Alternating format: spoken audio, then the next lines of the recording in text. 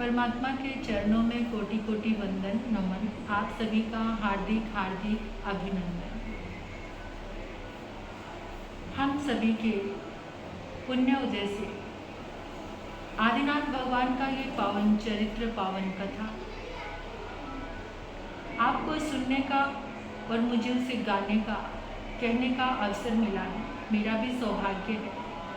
तीर्थंकर परमात्मा जिन्होंने धर्म की आदि की, संस्कारों की आदि की, ऐसे परमात्मा आदिनाथ भगवान, ऋषभदेव भगवान, जिनका नाम लेने मात्र से ही जीवन में सारी खुशियों की शुरुआत होती है, शुभ मंगल संभावनाएं प्रकट होती हैं।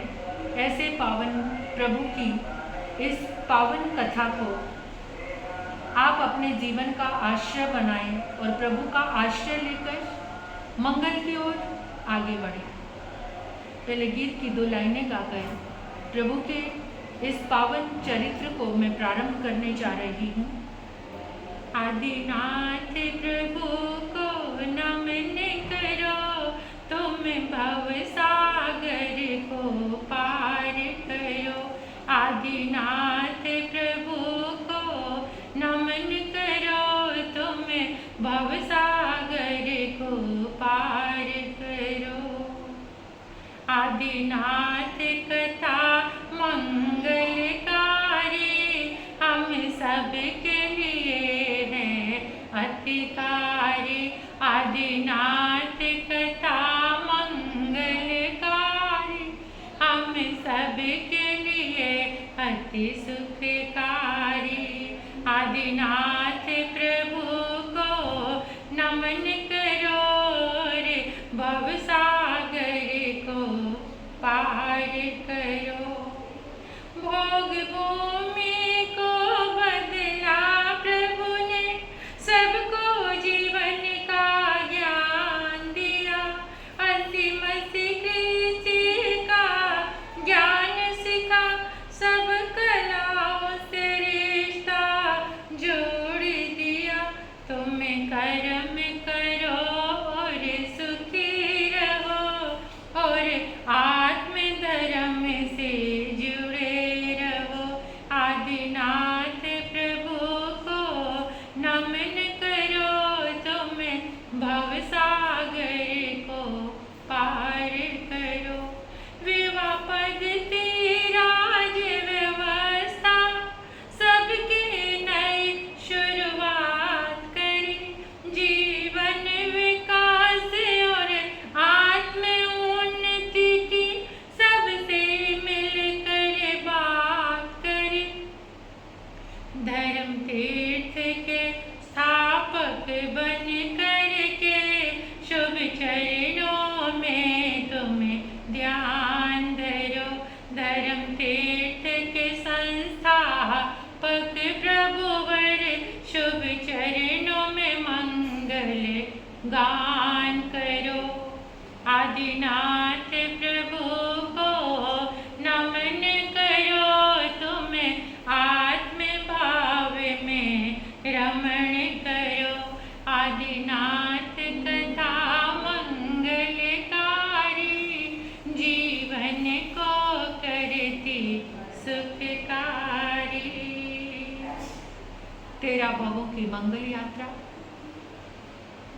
और अब अवसर प्रभु ने अपने प्रताप से, अपने पुरुषार्थ से भोग भूमि को कर्म भूमि बना दिया। कर्म की स्थापना कर दी प्रभु ने। भरत क्षेत्र अब कर्म क्षेत्र बन गया। अब भरत क्षेत्र पहले जैसा नहीं रहा, एक अद्भुत सांचे में ढल गया। राज व्यवस्था, समाज व्यवस्था, विवाह पद्धति, जाति प्रजाति, सारी व्यवस्थाएं प्रभु ने सुचारू रूप से स्थापित कर दी। और सारी व्यवस्थाओं का निर्माण करके आदिनाथ भगवान ने इस पूरे भरत क्षेत्र में जीवन व्यवस्था को सुंदर ढंग से, सुचारू रूप से चालित किया। अब एक व्यवस्था रहती थी, वो है जीवन को मंगल करने वाली। वो जीवन को मंगल करने वाली आत्मा की, धर्म की बात। लौकिक जीवन का निर्माण हो गया। अब अध्यात्म जीवन का निर्माण करने के लिए प्रभु को धर्म तीर्थ की स्थापना करनी है। वैसे तो व्यवहार के बिना निश्चय में पहुंच नहीं सकते, जीवन के बिना धर्म में नहीं पहुंच सकते। जीवन की व्यवस्थाएं प्रभु ने बहुत सुंदर ढंग से, सभी जातियों का निर्माण हो गया, जातियों के नाम हो गए, वर्ण व्यवस्थाएं हो गई। विनीता नगरी में, आसपास के प्रदेशों में सभी मानव बड़े सुंदर ढंग से सुख में अपने जीवन को व्यतीत कर रहे हैं, बड़े प्रसन्न हैं सब। आत्मा के मंगल की बात प्रभु ने अपने अवधि ज्ञान से देखा। 63 लाख पूर्व उनका आयुष्य गृहस्थ धर्म में और गृहस्थ में जितने भी उनके भोगावनी कर्म थे वो सारे टूट गए, पूर्ण हो गए, शिथिल हो गए। यानी 63 लाख वर्ष पूर्व प्रभु राज्य का संचालन करते रहे, राज व्यवस्थाओं को देते रहे, 72-64 कलाएं सबको सिखाते रहे पूर्ण रूप से। अब बसंत उत्सव आया। बसंत उत्सव में सब लोग बड़े प्रसन्न हैं, सज संवर कर तैयार होकर उद्यान की ओर सब क्रीड़ा के लिए जा रहे हैं। प्रभु भी रथ में सवार होकर उस क्रीड़ा स्थल पर पहुंचे। नाना भांति से, सभी तरह से सब चल रहा है, सब वन विहार कर रहे हैं, मौज कर रहे हैं, मस्ती कर रहे हैं। आदिनाथ भगवान ने रोटी, कपड़ा और मकान, यही चीजें होती हैं, उस सब की सुंदर व्यवस्था को पूर्ण करके आज उनका गमन कुछ और ही है। उद्यान के बीचों बीच उनका सिंहासन स्थापित किया। सबको क्रीड़ा करते, वन विहार करते हुए प्रभु देख रहे हैं और देखते देखते उनकी आसक्ति को और देख रहे हैं और चिंतन कर रहे हैं कि मोक्ष जैसे अखंड सुख और ये क्षणिक सुख, ये आसक्ति का सुख और वो आत्मा का सुख कितना अद्भुत है। ऐसा विचारधारा अंदर प्रवाहित होने लगी। प्रभु को उन भोगों से वैराग्य हो गया। वैराग्य की धारा जैसे ही बही, मोह के बंधन शिथिल होने लगे, टूटने लगे, मोह के बंधन टूट गए। उसी समय लोकांतिक देवों का सिंहासन चलायमान हुआ और वो आए प्रभु के पास। प्रभु को अंजलिबद्ध करके वंदन किया और विनती करने लगे, प्रभु हम जानते हैं आप तो त्रिलोक दृष्टा हैं, आप स्वयं सब कुछ करने वाले हैं, लेकिन एक परंपरा को निभाने के लिए हम भी आए हैं। देवों की परंपरा है प्रभु, वो समय आ गया है, इस भरत क्षेत्र में धर्म तीर्थ की स्थापना करो। धर्म तीर्थ की स्थापना करके जन का कल्याण करो। लोक जीवन की स्थापना तो आप कर चुके हैं, लोक जीवन का निर्माण तो कर चुके हैं।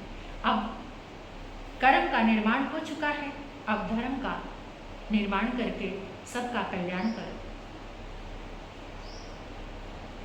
देव विनंती करके चले गए। प्रभु अपने महलों में लौटे।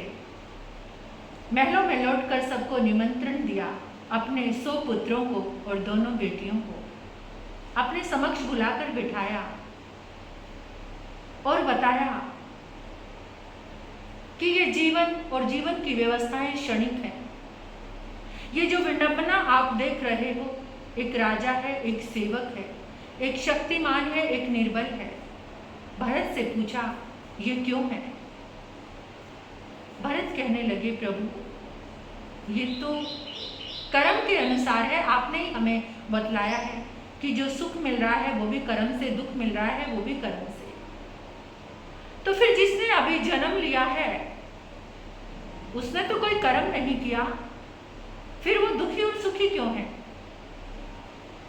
भरत ने कहा, प्रभु वो तो पूर्व जन्मों के कर्मों के कारण है ना, पूर्व जन्म में जो उपार्जन किया है उसके कारण है।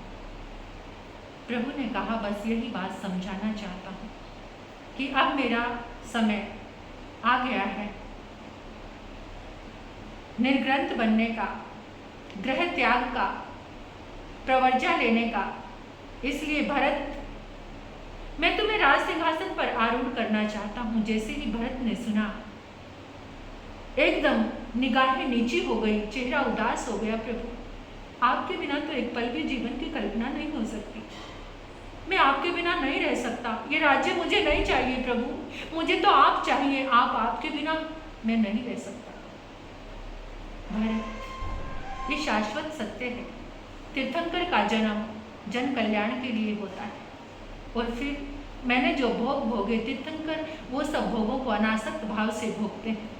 मेरा समय आ गया है, अब तुम्हें राज्य व्यवस्था देखनी पड़ेगी। अगर राज्य व्यवस्था नहीं देखोगे तो चारों ओर कोलाहल मच जाएगा, स्वार्थ का जीवन शुरू हो जाएगा। अंकुश बहुत जरूरी है। ये मेरा तुम्हें आदेश है भरत, और तुम चक्रवर्ती सम्राट बनने वाले हो। अभी तो चक्रवर्ती के पद को तुमने भोगना है। विविध भांति से प्रभु ने कर्म सिद्धांत देकर उनको समझाया। भरत को समझ आ गया। भरत को विनीता नगरी के सिंहासन पर आरूढ़ किया, राज्याभिषेक किया। बाहुबली को तक्षशिला का राज्य दिया, 98 पुत्रों को और अन्य प्रदेशों के राज्य देकर प्रभु ने अपनी दोनों पुत्रियों को पास बुलाया, ब्राह्मी और सुंदरी को, और उनसे कहा कि समय आ गया है, अब तुम्हारा भी पानी ग्रहण कर दिया जाए। जैसे ही पुत्रियों ने सुना, एकदम नजरें नीची कर दी और कहने लगे, नहीं, हमें लाज आती है विवाह के नाम से भी। हम कुमारी रहना चाहती हैं और समय अनुसार आपके ही मार्ग पर आगे बढ़कर आत्म कल्याण करना चाहती हैं। प्रभु को उनकी बात सुन के संतुष्टि हुई। फिर माता के पास आए, पिता के पास आए, उनसे प्रवर्जा की आज्ञा मांगी, आज्ञा मिल गई। और इधर शक्रेंद्र का सिंहासन कंपायमान हुआ। उन्होंने देखा प्रभु दीक्षा के लिए तैयार हो गए हैं, उससे पहले उनको वर्षिदान देना है। तो उन्होंने कोषाध्यक्ष, जो सारे इकोनॉमिक को हैंडल करते हैं, कुबेर वैश्रमण देव को बुलाया और कहा कि जाओ भगवान के भंडारे भर दो, और तुम्हें ये नियम पता है कि धन कहाँ से लेना है। जिसका 7 पीढ़ियों तक कोई वारिस नहीं, उसका धन निकाल कर लाओ और भगवान के भंडारे भर दो। वैश्रमण देव कुबेर ने वैसा ही किया। सोना एकत्रित करके मोहरें बनाई, मोहरों पर 3 नाम अंकित किए, महाराज नाभिराज राय, मरुदेवी माता और ऋषभ देव। ऐसे उनके 3 नाम की ये मोहरें ढेरों ढेर विशाल भंडारे भरे। व्यंतर देवों को बुलाकर कहा, जाओ घोषणा करो, प्रभु वर्षिदान देंगे। 1 वर्ष तक सोने की मोहरें, वस्त्र, जो भी जिसकी आवश्यकता है सबको देंगे। व्यंतर देवों ने घोषणा की। दूर दूर से सब लोग लेने के लिए आने लगे। देव इतनी मदद करते थे कि जो बहुत दूर होते थे उनको अपनी माया से उठा कर लाते थे और छोड़कर भी आते थे। 4 इंद्र पास में खड़े हुए हैं। शक्रेंद्र प्रभु के हाथ में मोहरें रखते और ईशानेंद्र उसको कम ज्यादा करते, जिसके भाग्य में जितनी होती उतनी रहने देते, कम होती तो ज्यादा कर देते और ज्यादा होती तो निकाल देते। चमरेंद्र दंड लेकर खड़े थे, लाइन की व्यवस्था कर रहे थे। बलेंद्र कोई दंगा फसाद ना हो वहां पर आरूढ़ थे। ऐसे इस सुंदर व्यवस्थाओं के साथ वर्षिदान चल रहा है। जो वर्षिदान लेकर जाते उनका कायाकल्प हो जाता, ऐसा अतिशय था प्रभु का। वस्त्र लेकर जाते, धन लेकर जाते, उनके परिवारिक जन को पहचान भी नहीं पाते, इतना सौंदर्य लेकर जाते थे। ये तीर्थंकर की शक्ति होती है। अभव्य कभी तीर्थंकर से दान नहीं ले सकता, अगर लेता है तो उसके पास रुक नहीं सकता। और जो साधारण लोग रहते थे 12 वर्षों तक एक बार लिए दान में उनके घर में कुछ भी धन धान्य समाप्त नहीं होता था, बढ़ता ही चला जाता था। ऐसे प्रभु ने वर्षिदान दिया और 1 वर्ष तक दान देकर फिर इंद्रों ने आकर प्रभु का दीक्षा उत्सव मनाना है। दीक्षा उत्सव मनाने के लिए उनकी पालकी को तैयार किया। हजारों लोगों ने उनकी पालकी को उठाया और उसी समय कच्छ और महाकच्छ के जो राजा थे उनको पता चला कि हमारे प्रभु दीक्षा लेने के लिए जा रहे हैं, तो वो भी तैयार हो गए। 4000 लोग उनके साथ दीक्षा लेने के लिए तैयार हो गए।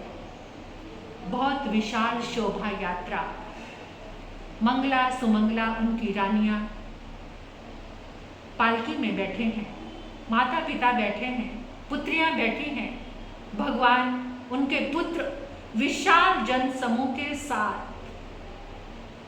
तोरण द्वार जगह जगह सजे हुए हैं, पूरी नगरी दुल्हन की तरह सजी हुई है। प्रभु की पालकी निकल रही है, सब धन्य धन्य कह रहे हैं। और चलती चलती वो शोभा यात्रा सिद्धार्थ उद्यान में आई। सिद्धार्थ उद्यान में पालकी को रखा। चैत्र कृष्णा अष्टमी का दिन था।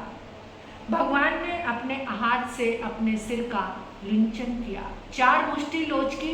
उसी समय शक्रेंद्र ने कहा, प्रभु बस कीजिए, जितने केश रहते हैं उनको रहने दीजिए। आपने देखा होगा कई बार आदिनाथ भगवान के चित्र में पीछे उनकी शिखा लटकती रहती है। तो और वो 4 मुष्टि जो बाल थे वो इंद्र लेकर रतन मंजूषा में लेकर चले जाते हैं। ऐसे प्रभु का दीक्षा महोत्सव मनाते हैं। प्रभु नमो सिद्धाणं बोलकर सावज्जं जोगं पचखामि, सारे सावध्य योगों का पचखान करते हैं। आजीवन प्रियन समायिक धारण करते हैं। इंद्र उनके स्कंद पर देवदुष्य वस्त्र डालते हैं और ऐसे प्रभु का दीक्षा महोत्सव मनाया संपन्न होता है। फिर वहाँ से इंद्र देवी देवतागण नंदनवन में जाकर अष्टानिक महोत्सव मनाते हैं और प्रभु का विहार शुरू हो जाता है। प्रभु विहार करते हुए मौन है।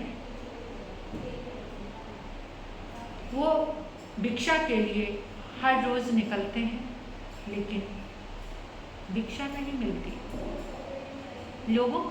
लोग देखते हैं हमारे राजा को क्या हो गया, इन्होंने सब चीजों का त्याग कर दिया।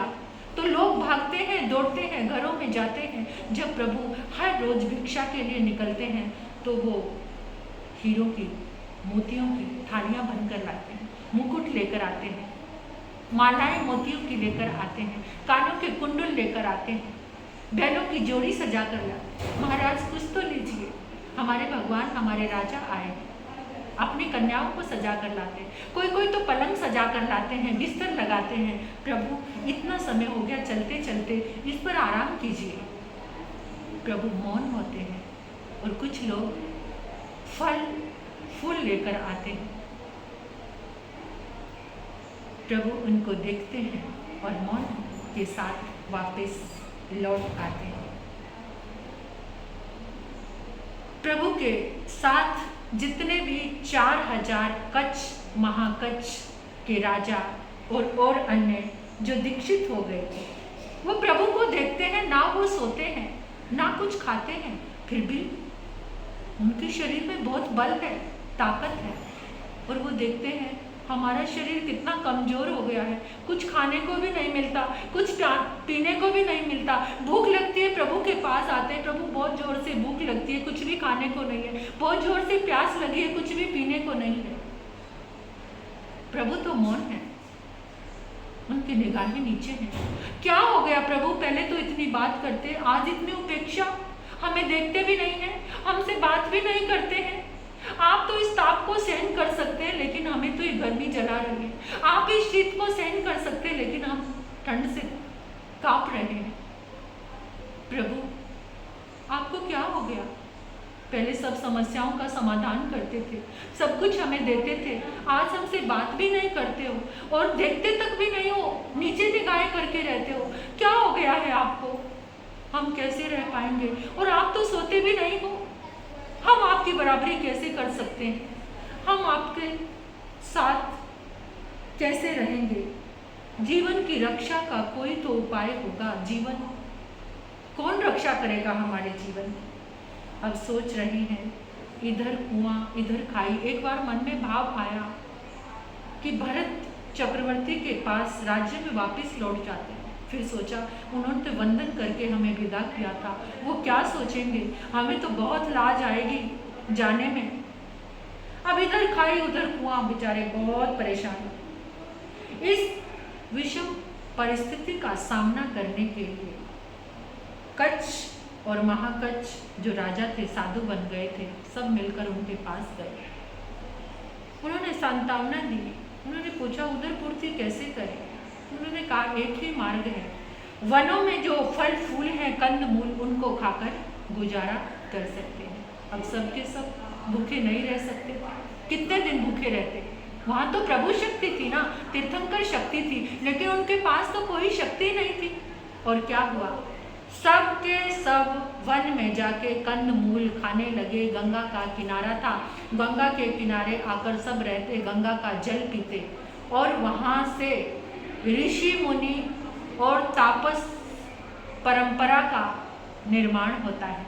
वहाँ से शुरू होती है पहली ऋषियों की, जो फल फूल खाकर, कंद मूल खाकर अपने जीवन का निर्वाह करते थे।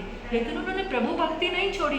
सबके सब प्रभु को वंदन करने आते थे, प्रभु की पूजा करते थे, प्रभु को आदर और सम्मान देते थे, प्रभु को धन्य धन्य करते थे, लेकिन आकर कंद मूल खाते थे। और उधर से फिर यहाँ से तापस परंपरा शुरू हो गई। और उधर क्या होता है, कच्छ और महाकच्छ के जो राजा थे, उनके दो पुत्र थे, नमी और विनमी। जिस समय प्रभु का दीक्षा उत्सव हुआ, जिस समय प्रभु ने भरत चक्रवर्ती को राज्य दिया, उनका राज्याभिषेक हुआ, तो वो बाहर प्रदेश गए हुए थे। वो जब लौटकर आए तो पिता नहीं मिले, पता चला वो गंगा के किनारे पर है। गंगा के किनारे पर आए और देखकर दंग रह गए कि क्या हो गया आपको? आपने राजसी वस्त्र क्यों छोड़ दिए? ये वल्कल क्यों धारण कर लिया? आप तो हाथी पर बैठकर चलते थे, पालकी में चलते थे, आज ये नंगे पांव। इतने रसों का भोजन करते थे, ये कंदमूल आपके हाथ में। उन्होंने कहा, हम प्रभु के साथ दीक्षित हुए थे, अनगार बने थे, जो प्रभु का मार्गानुसरण किया था, लेकिन हमारे शरीर में ताकत नहीं थी वो सब झेलने की। प्रभु तो ऐसे विचरण कर रहे हैं, ऐसे घूम रहे हैं, ना कुछ खाते हैं, ना कुछ पीते हैं और ना सोते हैं। उनके अंदर तो अद्भुत ताकत है, लेकिन हमारे अंदर नहीं थी। हमने वो मार्ग छोड़कर हम कंद मूल खाने लगे, लेकिन प्रभु की वंदना करते। कहाँ है प्रभु? प्रभु तो विचरण कर रहे हैं। प्रभु ने हमारे लिए कुछ नहीं रखा, कोई राज्य? ये तो जाकर प्रभु से ही पूछो। सब के सब मिलकर प्रभु के चरणों में गए और जाकर कहने लगे, आपने भरत को राज्य दिया, आपने बाहुबली को राज्य दिया, अपने 98 और पुत्रों को राज्य दिए। आप तो हमें बहुत प्यार करते थे, बहुत स्नेह करते थे, उनके बराबर ही रखते थे। हमारा राज्य कहाँ है? हमें भी हमारा राज्य दो। प्रभु तो मौन हो गए, मौन थे वो। उन्होंने फिर पूछा, जब तक हमारा राज्य नहीं दोगे हम यहाँ से नहीं जाएंगे। आपने हमारे साथ ये भेदभाव क्यों किया? आपने हमें पहले क्यों भेज दिया? आपने भरत को राजा बना दिया, हमारे लिए एक छोटा राज्य भी नहीं रखा। जब तक हमें राज्य नहीं दोगे हम यहाँ से नहीं जाएंगे। प्रभु तो मौन थे और मौन के साथ ही थे, उन्होंने कुछ भी नहीं कहा। वो कहते, जब तक आप नहीं बोलोगे, जब तक हमें राज्य नहीं दोगे, हम यहाँ से नहीं जाएंगे। और दोनों प्रभु की सेवा में रहने लगे। प्रभु की सेवा में रहते, प्रभु जहाँ मार्ग में चलते, मार्ग से कंकर हटाते, पत्थर हटाते, बहुत सरल थे वो, एकाग्र भाव से प्रभु की भक्ति करते। प्रभु की भक्ति में उनका जीवन बीत रहा था। रात्रि में तलवार लेकर खड़े हो जाते और प्रभु जहाँ रहते वहीं पर सेवा करते, कोई भी उपसर्ग नहीं आने देते। लेकिन थोड़ी थोड़ी देर बाद प्रभु से पूछते ही रहते, आप हमें राज्य कब दोगे? प्रभु तो मौन थे। एक बार वो प्रभु की सेवा चल रही थी, एकाग्र भाव से, बड़ी श्रद्धा के साथ।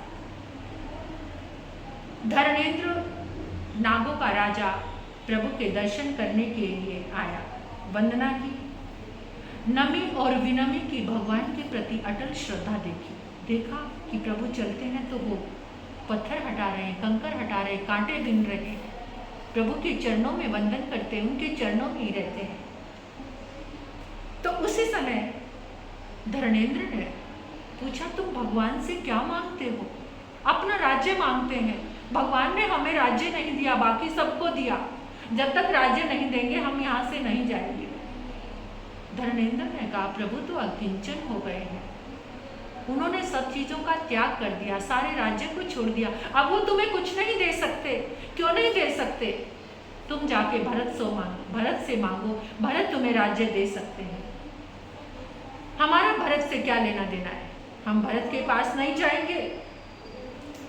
वो सब आनंद में रहे। जब हमारे सामने त्रिलोक के कल्प वृक्ष है तो हम और किसी से क्यों मांगने जाएंगे? कल्प वृक्ष को छोड़कर हम बबुल के पास नहीं जाएंगे, हम तो प्रभु के चरणों में ही रहेंगे। नमी और विनमी की सच्ची भक्ति देखकर धर्मेंद्र ने कहा, प्रभु कुछ नहीं देंगे, मैं प्रभु के चरणों का सेवक हूँ, मैं तुम्हें देता हूँ, तुम्हें राज्य चाहिए ना? धर्मेंद्र देव ने उन्हें प्रगति आदि प्रभावशालिनी 48,000 विद्याएं जो पाठ मात्र से सिद्ध हो जाती थी वो प्रदान की और कहा 24,000 नमी के लिए और 24,000 विनमी के लिए। भरत क्षेत्र के मध्य भाग में पूर्व पश्चिम में जो वेताढ़ पर्वत है वहां पर जाकर अपना नगर बसाओ। उस पर्वत के कारण ही भरत क्षेत्र 2 भागों में बटा हुआ है, वहां पर जाकर तुम अपना नगर बसाओ। और एक बात का ध्यान रखना, ये असाधारण विद्या शक्ति को पाकर इसका दुरुपयोग मत करना। कभी भी जहां तीर्थंकर या साधु कायोत्सर्ग में हो उनकी अशातना नहीं करनी, किसी धार्मिक जन को पीड़ा नहीं देना, किसी पर स्त्री के शील को भंग करने की भी कोशिश मत करना। अगर किसी ने ऐसा किया तो सारी विद्याएं छिन जाएंगी, लुप्त हो जाएंगी। इस प्रकार के अनैतिक कृत्यों से सदा दूर रहना। इस तरह व्यवस्था करके नागराज धर्मेंद्र अपने स्थान पर चले गए और वहाँ से प्रारंभ हुई विद्याधर जाति। विद्याधर जाति ये परंपरा का वहाँ से निर्माण हुआ। आगे तो आप जानते ही हैं कि प्रभु भिक्षा लाभ के लिए निरंतर निकलते, लेकिन कर्मों का अंतराय का उदय काल चल रहा था। वो अंतराय किसने दी थी? उन्होंने खुद। क्या किया था? 12 घड़ी के लिए बैलों के मुंह पर छीका बांध दिया था कि ये भोजन ना कर पाए, और उसकी सजा उनको 13 महीने तक मिली। 13 महीने तक उनकी अंतराय नहीं टूटती थी, कहीं उनको अन्न नहीं मिला। एक बार की बात है कि गजपुर नगर में बाहुबली के पुत्र सोमप्रभ के पुत्र, उनको सपना आया कि जैसे मेरुगिरी मेला हो गया है और मैं कलश से उसको साफ कर रहा हूँ, कलश के जल से डालकर। और उधर सोमदत्त ने भी, उनके पिता ने भी एक स्वप्न देखा कि सहस्रार किरणों वाला सूर्य मलिन हो गया है, और श्रेयांश कुमार ने पुनः उस सूर्य को स्वच्छ कर दिया है। उधर से नगर सेठ ने भी एक स्वप्न देखा कि जैसे किसी शत्रु से श्रेयांश कुमार ने रक्षा की है और राज्य को बचाया है। ऐसे 3 सपन आपस में चर्चा की तो उसी समय उनको पता चला कि श्रेयांश कुमार से कुछ अच्छा कार्य होना वाला है। मध्याह्न का समय था। विनीता नगरी में प्रभु का पदार्पण होता है। उधर जहाँ पर विनीता नगरी के पास ही जो गजपुर था, वहाँ पर प्रभु का पदार्पण होता है और महल के गवाक्ष में श्रेयांश कुमार बैठे हैं। प्रभु का जैसे ही आगमन हुआ, प्रभु का वेश विन्यास, क्योंकि प्रभु को साधु बनकर जब उन्होंने देखा तो वो सोचने लगे ऐसा वेश मैंने पहले भी देखा है, कहाँ देखा है, कहाँ देखा है। एकदम याद आ गया वज्रनाभ का भाव।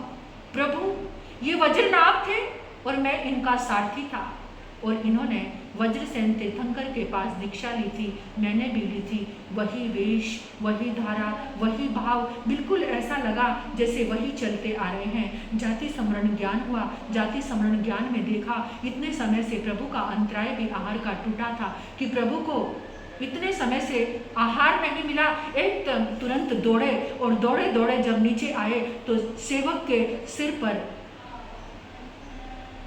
गन्ने के रस से भरा हुआ कलश रखा था। वो कलश उठाया, एकदम तुरंत दौड़े दौड़े प्रभु के पास गए और अंतराय प्रभु की भी टूट गई थी। जाकर गन्ने का रस बहराया। गन्ने के रस से प्रभु का पारना हुआ। वो अक्षय तृतीया थी। सोना चांदी हीरे मोतियों की बरसात होती है। प्रभु का पारना देव देवियों ने खुशियां मनाई। अब सब लोग सोचने लगे कि सब कुछ रहस्य मालूम था, लेकिन प्रभु को ये चाहिए।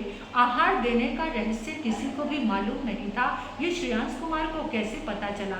सब श्रेयांश कुमार के पास आते हैं। श्रेयांश कुमार जाति स्मरण ज्ञान अपने पूर्व भवों की बात करते हैं और कहते हैं कि 6 भवों से 8 भवों से मैं प्रभु के साथ मेरा जन्म हो रहा है। और आज ये सुंदर अवसर, क्योंकि श्रेयांश कुमार ही वो स्वयं प्रभा देवी थी। ललितांग के भव में यात्रा चल रही थी ना 8 भवों तक, और आज उनके वो दादा बन गए, परदादा। तो ऐसे ये ऋषभ देव भगवान की गाथा, ये ऋषभ देव भगवान का ये चरित्र तो बहुत और भी आगे है। जितना जितना हम इसको श्रवण करेंगे और इसके अपने अंदर में लेकर आएंगे, प्रभु की आराधना से हम प्रभु जरूर हो जाएंगे। एक सम्यक दर्शी का संग जीवन में आ जाए तो उस चमक में जो साथ चलता है ना, वो भी प्रभु जरूर हो जाता है। और आपको पता है सम्यक दर्शन की महिमा, जो निरंतर कर्म निर्जरा के साथ जीता है, नरक में भी वो जीव चला जाता है, वहाँ भी कर्म का बंध नहीं करता। और उस सम्यक दर्शन की प्राप्ति होती है आहार दान से। आहार दान हुआ, उस आहार दान में एक यात्रा प्रारंभ हो गई प्रभु बनने की। तो हम सब भी शुद्ध भावों से, प्रेम के भावों से आहार का दान देकर प्रभु बनने की यात्रा को प्रारंभ करें। धन्य है मेरे प्रभु आदिनाथ। जीवन में अच्छी संभावनाएं शुरू करने के लिए आदिनाथ भगवान का ये चरित्र सुनो, आदिनाथ भगवान का जाप करो, आदिनाथ भगवान का ध्यान करो। तुम्हारे जीवन में मंगल की शुरुआत 101% होगी। ये मंगल भाव है। ओम शांति।